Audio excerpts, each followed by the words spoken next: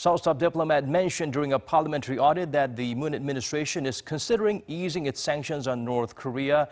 U.S. President Donald Trump responded by saying that won't happen without America's approval. And now South Korea's presidential office says Trump's response shows how strong relations are between Seoul and Washington.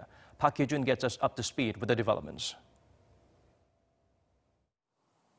South Korea's presidential office on Thursday looked to soften President Trump's latest remarks about South Korea easing its sanctions on Pyongyang. Speaking to reporters, presidential spokesperson Kim Eui-kyeom said South Korea sees those remarks as a way of explaining that the two allies discuss and agree on such measures before they act, and that they only prove how closely the allies are working together. In Washington on Wednesday, the U.S. president had said Seoul won't lift sanctions on North Korea without U.S. approval. He was responding to comments by South Korea's foreign minister Kang Kyung-hwa, who suggested that Seoul was considering easing its own sanctions on Pyongyang to encourage the regime to give up its nukes. She later took back those remarks. Those sanctions were imposed on the North after its deadly torpedo attack on the South Korean warship Cheonan in 2010.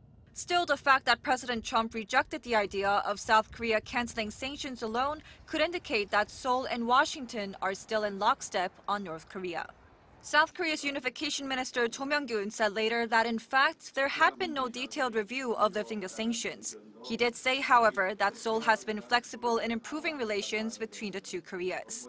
And he said the North too is getting ready for its second summit with President Trump and is doing so in view of what the international community demands and expects. Park Hee-jun, Arirang News.